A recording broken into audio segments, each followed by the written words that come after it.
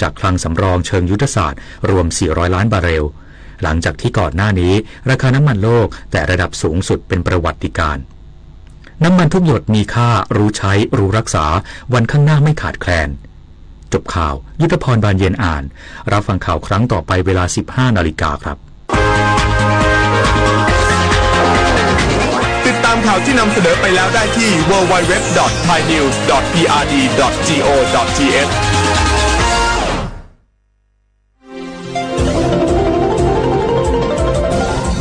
วิทยุแห่งประเทศไทย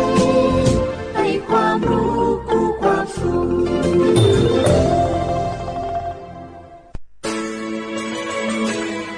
สถานีวิทยุกระจายเสียงแห่งประเทศไทยจังหวัดเชียงใหม่ AM 1476 กิโลเฮิรตซ์สถานีวิทยุภาคภาษาชาติพันธุ์แห่งเดียวในประเทศไทยที่มีความทันสมัยเชื่อถือได้สร้างอัตลักษณ์กลุ่มชาติพันธุ์สู่สากล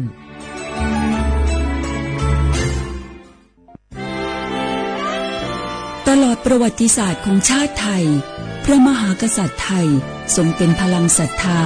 ทรงทำนุบำรุงและอุปถัมภ์ศาสนาให้เป็นหลักยึดเหนี่ยวจิตใจของประชาชนเป็นแนวทางในการดำเนินชีวิตด้วยความดีงามศาสนาสอนให้คนไทยรู้จักคุณธรรมความดีและความสามัคคีช่วยประคองจิตใจในยามทุกข์เสริมพลังใจในยามเผชิญอุปสรรคเป็นรากฐานสำคัญของสังคมด้วยพระบารมีแห่งพระมหากษัตริย์และศาสนาอันเป็นที่พึ่งทางใจคือพลังศรัทธาที่ล้อมรวมคนไทยทั้งชาติสู่ความมั่นคงสงบสุขและยั่งยืนตลอดไปร่วมเสริมสร้างความรักในสถาบันหลักของชาติโดยสำนักงานประชาสัมพันธ์ที่ 3 กรมประชาสัมพันธ์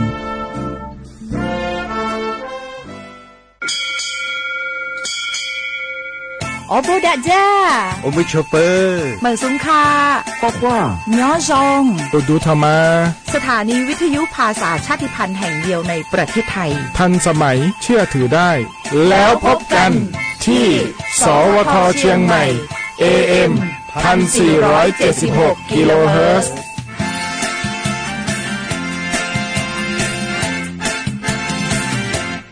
ติดขัดเรื่องการรักษา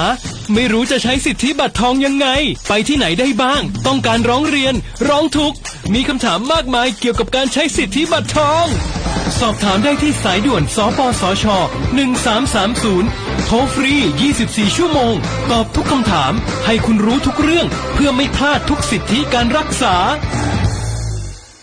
ข่าวดีของคนที่ใช้สิทธิบัตรทองหรือบัตร30 บาทเมื่อเจ็บป่วยเล็กน้อยใน16อาการเพียงยื่นบัตรประชาชนก็รับยาได้ที่ร้านยาใกล้บ้านที่มีสติ๊กเกอร์ร้านยาคุณภาพของฉันให้บริการดูแลอาการเจ็บป่วยเล็กน้อยจะปวดหัวปวดข้อเจ็บกล้ามเนื้อมีไข้ไอเจ็บคอปวดท้องท้องเสียหรือผดผื่นคันเข้ารับบริการที่ร้านยาได้แล้วเภสัชกรจะคัดกรองอาการเบื้องต้นรับยารักษาตามอาการไม่เสียค่าใช้จ่ายใดๆสอบถามเพิ่มเติมสายด่วนสปสช1330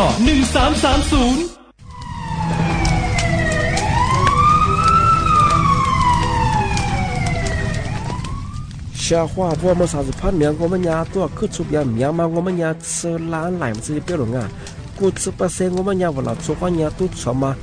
ที่เนี่ยว่าจะว่าโลสักเนี่ย我们家ปีว่าจะมือดัวทุกชมาที่เนี่ยก็สัตว์ทุกชมางที่พวกทุกชาจะมาความเนี่ย PA 2.5เพื่อมาที่เนี่ยว่าเรา做ให้คนอยู่ในจ้าที่เนี่ยว่าเรา做ให้หน้าเพื่อมามีความเสียจะไม่คือโรคหัวใจดวงว่ามันเลยดวงนี้คือสมองเสียมาโรคปอดใกล้มางที่บ้าน我们家มาสายาสถาบันวิจัยวิทยาศาสตร์ที่เนี่ยคือเทคโนโลยีแห่งประเทศไทยวุ้ยชมาคือมาคือแต่คนแรกยี่จอละหัวตุถัดสู้มีฉากขนาดมาจะมาเมื่อเขาลิป้าลินมาเป็นซาบิว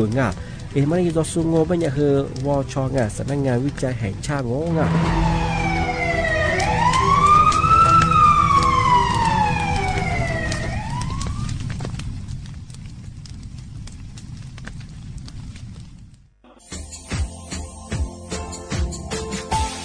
ชาว่าบราวัฒมาปีใหม่อาทิตย์สุดตาจินชาวมังมันยังไงมุสาจังหวัดเชียงใหม่ค่อยถึงมาปีใหม่ปากไก่ฝรั่งที่5ที่นี่ของพวกค่อยยินว่า5 3ที่นี่สังเกตคนอยู่ตรงนี้โฉดซึกู กูขวางมาคืออาตุถัดซูดงกาปากกาเมียมเดสพิอาลุมีโดขยันโดอาชุเปดงสัตความแบบดิต้มแบงอาตุถัดซูบงที่ยาวพื้นที่ลิโตจางโงเป็นยังก็ยาระบบไฟดีข้อนี้มาอนุญาตอยู่ไม่คือมาคืออาตุถัดซูดงที่ยังปีขว้าหัวตุดสองเป็นยังฝ่าฟื้นยังคือกลุ่มหมายละชัวยาชัวยาโซดงที่บ้านก็เป็นยังมาอาตุชัวอาตุเบียพะมัวโงเป็นยังอาวุธโทแจ้งศูนย์อำนวยการแก้ไขปัญหาหมอกควันที่ยังคือฝุ่นละอองมาคือจังหวัดเชียงใหม่ยี่เบอร์โทรโงเป็นยัง053ที่นี่112808หรือที่มาโงเป็นยังสำนักงานประชาสัมพันธ์จังหวัดเชียงใหม่ก็ยังดีปีมากทีเดียวประกาศยุฝรั่งอันนี้ประกาศมาก็ตะวันเลยจะหลอกฝรั่ง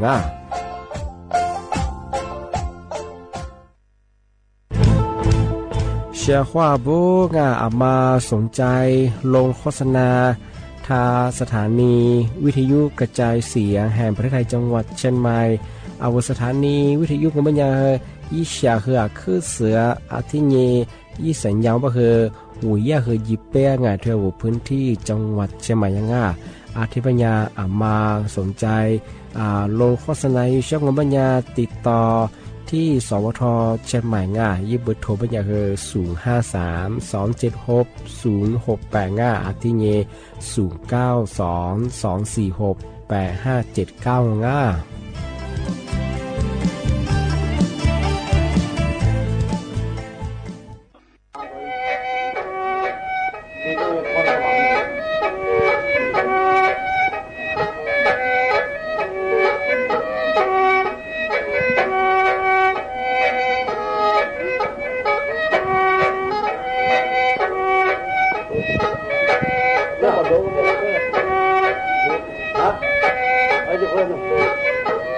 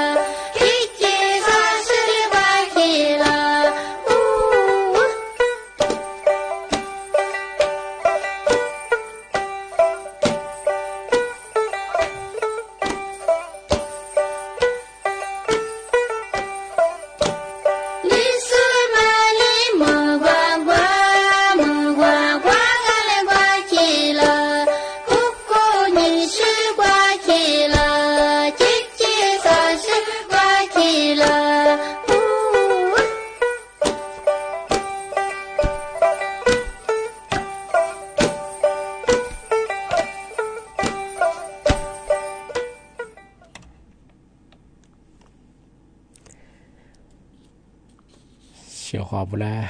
花花啊，那么啥，你莫花你啥莫啊不，历史我多知道话别拉我啊，啊我历史我ปากกากูไงปอกว่าจิกูบัตาจิ้มมาวันดังอ่ะสถานีวิทยุไงกระจายเสียงแห่งประเทศไทยจังหวัดเชียงใหม่ว่าที่ได้ดังอ่ะที่นี่ท่าววิทยุว่าไงโดยจะมองว่ามันยี่ระบบเนี่ยคือ AM ว่ายี่เครื่องความถี่ไปคือที่ตัวลิยาสิจะโจว่าโจเนี่ยคือดูละปีว่าว่าเขาว่าเราชี้ยองว่าไงว่าวิทยุคือ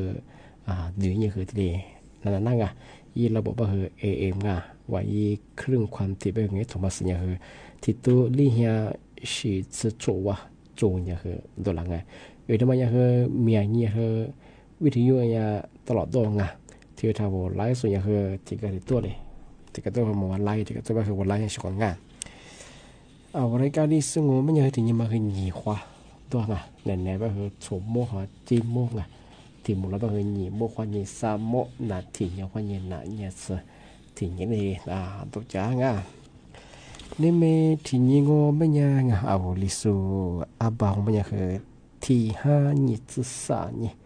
นี่ไม่ที่จะมาคือ可你看安哪呢？一个你都你只做过啊？嘛我历史阿爸也很把我和把他搞笑话吧？我他阿爸们也是三下吃啥你啊？你没听你把个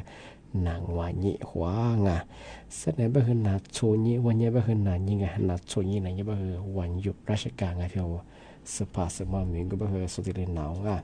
อาจารย์ที่กระทรวงมาสำหรับเสนออำเภอเนี่ยเยอะโรงเทศบาลเยอะบ้างไงสู่สถานที่ราชการมันยังไงยาสภาสมัยมีก็แบบสมัครฝึกไงใช่ไหมว่ามาเลยสิทุลาไปยังมันยังกว่าว่านาทีเนี่ยความนี้นางวันยังไงยากกว่าเวลาราชการเป็นไงเนี่ยแปะมันความนี้มันคือว่าหมดสิ่งงานที่ถึงมองมันยังสิ่งงานที่มากุหลาบเนี่ยแต่ความนี้ปีมาประกาศใจสิ่งว่าไงทำมาสาวกว่ายี่แอปพลิเคชันมาจวงไงยี่มีงมันยังคือแอปทันรับบางงานมากับยี่แอปรัฐบาลทำมางมันยังคือว่าปีข้อนูเอกสารราชการยี่ใบมีที่อยู่แบงย้ายที่อยู่แบงไงอะไรสิแต่พวกมันยังคือยังคือที่ยี่แอปทำข้อยังคือที่เลยยี่คิวที่เลยจอยหน้าแบบของงานปีข้อนูว่าอำเภอเจ็บนี่มีหลักโซมอย่างมันซื้อแบบไงที่เรามาซื้อสิ่งไงอาจจะยีเวลาสมัยแบบยีเวลากงยี่เขียวเนี่ยว่ะที่มุลยังว่ามาคือจงที่เป็นสิ่งของว่าสาวยี่แอร์มันพอจะเป็นยังไงโนอะไรที่นี่มาจีนช่างแบบไงโนเขียวพอจะเราไปทำอะไรใหญ่ขนาดนี้คือว่าสิ่งของไงแต่ก็เราแบบยี่เขียวเนี่ยแบบมาจอยแบบว่ายี่คือเราสมัยจ้าคือที่จะสร้างเราสมัยแบบชาสิ่งของไงที่เป็นยังไงปีว่าเรายี่แอร์มาสนใจช่างบ้างดาวโหลนี่คืออยู่ยังไงถ้าเขาเนี่ยคือยี่เขียวที่จอได้เป็นไงพี่คนโนอะไรสิแต่พวกว่ายี่อย่างนุ้ยใบสิเดียมันก็เช่นนุ้ยมีปลาเลื่อยมันก็เช่นจดทะเบียนสมรสเยอะขึ้นไงว่าเลยพระเจ้าถูกชาวมาของหิ้งคว้าถูกชาวมาคือน่าเสียงที่ว่าเอกสารราชการหรือว่าโทรหรือสื่อดีน่าเสียงยี่คิดจอน้อยไงของงานที่มาที่เนี่ยสะดวกสบายยังปีว่าว่าอำเภอเนี่ยพันเจ็บที่กระถิ่นที่กระโดดที่กระถิ่นเนี่ยมาเชี่ยวเราสมัยบางงานไทยแอลคนเยอะอะไรอย่างคือเนี่ยก็ถือว่าสิ่งที่ยี่คิดจอแล้วบางงานที่เป็นงานของงานยี่อยู่ในงานของงานที่ที่ว่าที่เชี่ยวไม่ใช่ของงานมันสามารถบางพื้นที่ไงที่เกิดตัวมีโลหะอยู่ที่ยังมือหาคือเรียกมาคือว่าถ้ายากลุ่มอุตุนิยมวิทยาแบบนี้ไงสตินี่ความนี่คือสุดสันนี่ว่าแบบอะไรเส้นแนวของนี่คืออะไรเงี้ยบางที่เกิดตัวมือหาเรียกมาคือจวงในชอบ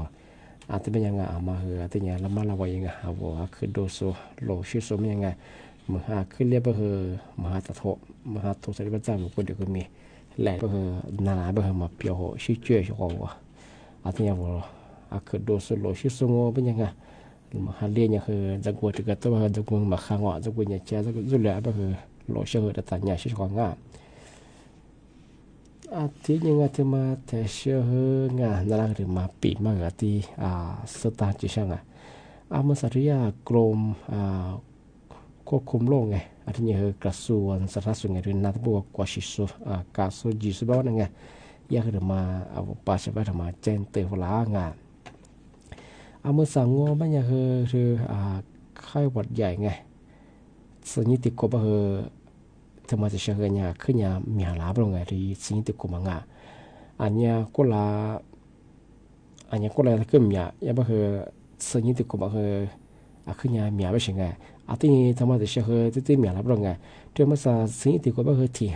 ห้าวันนี้คือสาหังที่ห้าวันนี้สาหัแบบคือลาบาสามาที่ห้องไงที่ว่าผู้ป่วยไงไข้หวัดใหญ่มาเหนือสูงมันจะคือที่ชา30-10次出วัดที่ตัวไงเวลามันเนี่ยภาษาใหม่ไงที่ห้าวันนี้สาหัสที่เนี่ยเป็นอะไรไงมีแนวโน้มไงแต่มาจะเชื่อที่เดี๋ยวอะไรรถแบงก์ไงชอบที่แบงก์มันเนี่ยกระทรวงสาธารณสุขไงแนะนำยังไงที่ว่ากลุ่มเสี่ยงไงกลุ่มเสี่ยงก็ไม่เท่าชั่วโมงที่แปลมังอายุ60ไงก็พูดยังมาถึงว่ากูเด็กกูมีสิ่งเนี่ยมาฆ่าสู้ชาบาสู้ไงว่าขึ้นนักชีสู้งกูเด็กน่าไม่รู้สู้ไงที่พูดไม่คือสุดสันต์คือดูแลพิเศษว่าไงอะไรบางอย่างแนะนำยังมาคือมาคือยิ่งวัคซีนทำไมยิ่งการาบริจาคงานปีว่าวันนี้วัคซีนพักการามันเป็นอย่างคือเอาข้าวอย่างพันแล้วก็คือยาการกันยังตะกี้ยังมาช่วยตะกี้ยังมาหน้าไปเฉยไงที่บางอย่างเลยในฝรั่งที่บางมันยังเฉพาะไงเอาที่กลุ่มเสี่ยงพวกมันมาคือยิ่งในวัคซีนพักการาเฉพาะไงยังบางคือสิ่งที่กบางอย่างคือข้าวอย่างบางอย่างถึงมาแต่เช้าคือที่เดลัยบางอย่างคือที่นี่ไปอย่างง่ายมันก็จะมาปีมาที่เจนเตอร์ช่างง่ายที่ยิงที่มาแต่เชื่อที่มาที่มาแต่เชื่อมาเจอว่าตุสวนนะพวกมันทำมาปีมากนี่เนี่ยคือน้ออำเภอจอมทองนะพวกไงย่าลัดโชว่าไลเสือเคอโซไปเฮียตุสวนอย่างว่ามีคำว่าอะไรสาวะแบบไงมาเฮียจะสัญญาจะสวยชอบว่าที่บ้านมันมาตลอดคือที่ปีมาจังเอาชอบได้ไงโนมีคำแบบเอาหิ้งกันเลยกันจำเป็นไงตัวอย่างเขาสมัครชูงมาตัวผสมอย่างคือบางอย่างฝ่าฝืนยังกับกลุ่มมาแล้วชั่วสูตรสัญญาสุดสว่างตัวมากุศลมากว่าที่นี่มีกระปุกความยิ่งเฮงว่าหา30ที่ยังสังเกตชิบุตัวตัวมากุศลแบบมาสับแบบกัดที่เดียวแบบตัวคือผสมงูบางอย่างยี่หมอกความหยาบอะไรแบบว่ายี่ฝุ่นละออง PM 2.5มากิเลสแบบมลพิษจวงว่าแบบยี่มีชามาครับก็คือคนที่ก็มีคือนาคือเพื่อนน่าจะขอบาง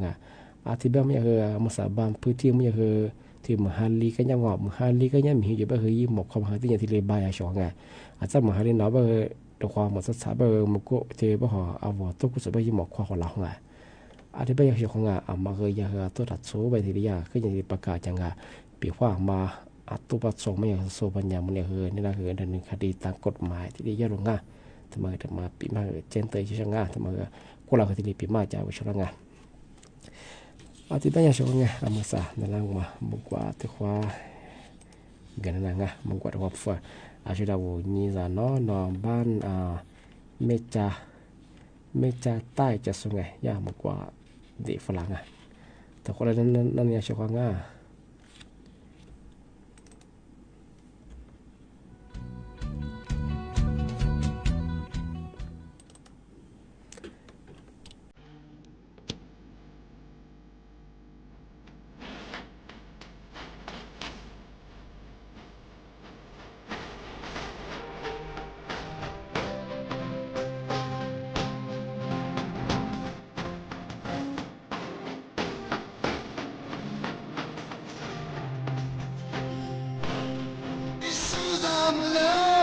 你不怕病，不要怕病，我努力不可点我，你都干嘛？别拉不要离别，你这么理性怎么来？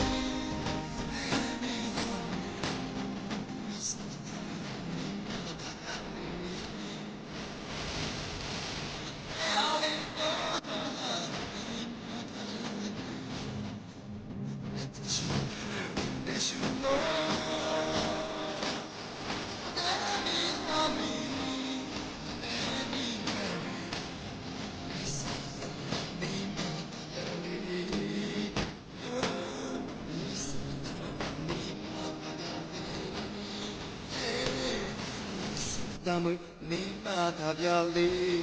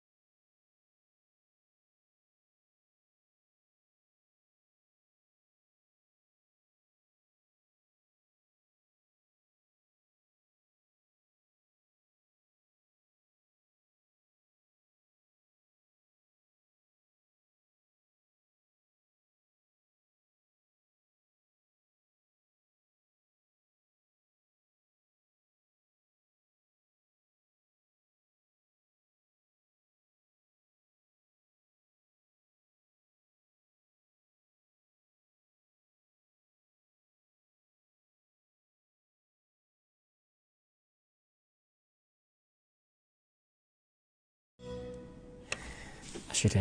我小话我ที่ว่าว่าไงยี่คือทุกฝรั่งนี่นั่นยังละแต่ว่าอะไรอย่างยี่คือมาตรงกับมาซึ่งไงยี่ไม่ยังว่าบ่หอเธอเอาบัญชีสุรเปื่อมาไงอีกมาสุรเปื่อยาเอาเปิดได้มาโชว์ห่อบ่ได้ยินนั่นยังฟลาจงไงช่วงงานมาคือก็เราคือตลอดเลยขึ้นยาปีเมื่อประกาศช่วงงานก็เอาที่ก็ตัวคืออาลามาโตสูคือจ่วงะอันก็ชิมคงว่าคือที่ว่าถอดปีมางานมาช่วงงานช่วงงานมันยังขึ้นยาช่วงงานปีว่าโนอันนู้นมีนู้นมีว่านี่สุดท้ายบัญชีธนาคารเปิดชิงอ๋อที่เป็นยังสุดท้ายนี่สามารถเปิดเจ้าของบ้านผู้บักเกอร์เป็นความเงี้ยทำให้กฎหมายได้ช่วยช่วยไปสิบุรุษชงเป็นยังเอามาเสริมงากูมาแย่ว่าแล้วว่าเกิดเราของบ้านเอาไว้แล้วบัญชีนี่สามารถเปิดไปยี่ติขวาบัญชีที่นู้นมีว่านี่แต่ยังกว่าบ้าหัวสูกิเลสยิสูว่าที่กลุ่มหมายจุดบุ้งที่ช่วยยิสูยี่ฟูจ่าฟูมาง่ายชื่อว่าแกนมิชาชีหรือว่าแกนสแกนเมอร์หรือไง我就负责些，我这个负责个呀，嘛粗话不是拉不是种什么，你把起码负责我不然说，你把起码呀，是样啊不样哎，有天忙不是，我负责个咋是的，我说我负责个么了，我不是负责乌胶呢，负责乌胶我不然，อะไรกว่า乌胶ไปถึง你把起我乌得了那是话哎，ถึง你把起呀不大么我。อันนี้เป็นเหตุที่นบชีว่านี่สุภาพอุกฤษแห่งที่เดียที่นี่กันยังที่นี่เป็นหัวเฮียที่นี่เป็นสาเฮียที่ตัวยิ่งมือยิ่งแสงว่าที่เดียมีอุกฤษแห่งที่เป็นผมเป็นชีมาดูแลผมเป็นอย่างสุดหัวนบชีมาเหว่าอิมิตซาว่าสุภาพอุกฤษที่หัวซาอิมิตซาอยู่ดูที่หัวได้แห่งอันที่เป็นสุภาพมีเพราะว่าเรื่องผมเป็นอย่างสุดยิ่งกว่าจูหัวเจ้าคำตัวเชื่อว่าเขาส่วนแบบนั้นว่าที่ยิงไงที่เนี่ยส่วนยาเจ้าหน้าที่ตำรวจว่าส่วนที่ชื่อพันยามุลเลงโง่เป็นยังไงส่วนก็กูยิงไงบัญชีมาบอกโอ้เดี๋ยวมาเอามาบัญชีไงเป็นยังไงตัวนี้เป็นที่นุ่มมือลงว่าที่นุ่มมือเป็นคือนั่นละหลังช่วงไงตลอดทำไมช่วงไงทำไมนั่นชัวร์ยังไงนุ่มบัญชีคนนี้สุดท้ายผู้ว่าเกิดจากยังไงนุ่มว่าเกิดแบบก็คือบัญชีวันนู้นละงัวนี่มีอะไรสิที่เป็นอย่างคือส่วนนั้นเป็นอย่างไรใช่ไหมที่ข้อนี้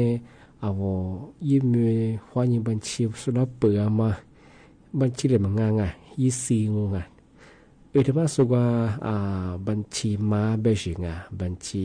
สินมาเบสิงที่เป็นอย่างที่ข้อนี้ผู้บอกว่าบางคนคือโนมัวคือบางคนคือว่าสุยคือสุนบัญชีข้อนี้นูบชิคอยอยู่เองที่เป็นอย่างคือแต่สุดท้ายแบบสู้กับกูนี่แบบคือสู้กับผู้เสียหายไงสู้ผู้บ่าวอุดละมันนูบชิดละเช่บัญชีมายิ่งเหมือนมาแบบคือโน่นน่ะงัวอะไรแบบคือสุดท้ายแบบนั่นอย่างเรางัวโน่มีความปีใช่ไงที่คนนี้ตลอดปีมาจังเอาบัญชีเปลือกมาสุดแล้วเปลือกมาสุดแล้วว่ามาสุดแล้วเยี่ยมาไทยเยวิซีลงที่ก็รู้ว่าวิซีมาคือยิ่งสมาเปิดสุดกามาหัวสุดเจ๋มาคืองอแต่มาที่ยิงอาจารย์สมมติเจ๋แบบกูมาตัวว่าแบบนั่งกับพีโดกับพีกูว่าสองแบบกูมาว่าเจ๋ยิ่งต่อไปก็เลยแบบนั้นบัญชีมาวิซีมาพาพีแบบสุดแต่อยู่แบบคือสุดว่าผมเอาวิซีไงความยิ่งสุดโทยิ่งเกิดจากมาสุดโทแบบมาที่แบบคือสุดว่าอีเบอร์วันนี้แจ้งควายเอาหนังก็ยังสุดก็เจ้าหน้าที่ก็กูนี่แบบอีเบอร์โทรมาแบบอีมืออีเบอร์โทรศัพท์มาอีเจ้าของอีสภามาแบบเดียวเอาไว้มีเกลียวเดียวเอาไว้คือโดยอะไรไงแต่ความนี้คือเอาไว้มีความนี้สุดได้เสียงเปลือกมาบัญชีเปลือกมาถ่ายยิงทำไมกลุ่มมาได้ชัวโน้มมาช่วยแบ่งกว่าคือนู้มีความยิ่งสุดท้ายผู้บอกโอ้ยเสียงว่าทำไมจริงทำไมขึ้นอย่างก็มีความเป็นยังไงคู่ไปแบบสาวคู่ความยิ่งโคตรสุดเบี้ยมั้งผู้บอกแบบโคตรจะมานี่เสียความยิ่งหัวเสียสุดเบี้ย มาคือไทยเยเอาสุดๆแพ้ปฏิกิริยาปีมางา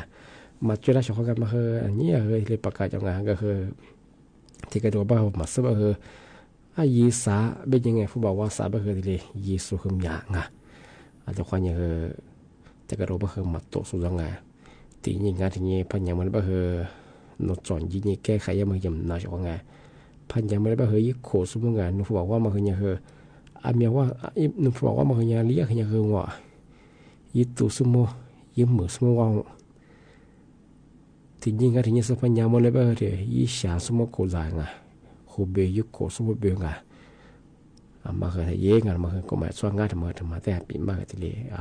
เจนเตยอย่างงามที่บ้านยังช่วงงานปีมามาคือที่เลยจวงที่บ้านคือสั้นเนี่ยชกมุขวันยังคือเจมัวที่ว่าโมละขวางนี่มีเอารายการลิสงูดูกุบัตาจิ้มใหม่สวทเชียงใหม่บ้านคือดาวมันก็คือสถานีวิทยุกระจายเสียงแห่งประเทศไทยจังหวัดเชียงใหม่ว่าโดยจ้างเนี่ยบ้านคือชกมุขวันยังเจมัวที่ว่าโดที่มูลมันยังคือหนีมุขวันยังสามมัวนาทียังขวันยังคือนายเนี่ยสิที่โดยจ้างที่บ้านยังงานนี่มีถึงร้อยปีมาบางที่เดียวกันบางสั้นเนี่ยชกมุขวันยังเจมัวว่าแต่ว่ามูลกว่างว่าเชื่อเขาวันนาสุดที่สุดแล้วก็คือบ่มองกันแล้วก็จะชี้จอมาฟูซาชี้จอเขาแบบนี้ว่าเจนน่าจะพิจารณาตัวเจงที่นี่กันเนี่ยว่าคือด้วยอะไรกว่าเยอะไงไปเปลี่ยนยี่ห้อควายยี่กุ้ยจังว่ามัวมันจะสงบเป็นอย่างฟูซาชี้จอแบบนี้ว่าเจงมีจะสุดแบบว่าจะว่าโดยเฉพาะที่ยังเอามาสับแบบมีโลหะจัวอะไรก็เยอะมาก็เดี๋ยวมากว่าเชื่อจำมั้งเอาโลชิสุดแบบสุดจำมั้งอย่างเชื่อมีเยอะมาเลี้ยงความสนใจแบบอย่างอันตรายย่างแต่มาถึงมาที่เจนเตอร์เชื่อที่แบบทัดซาเดี๋ยวเที่ยวชาวดังคือบ่มองข้อควาสวัสดี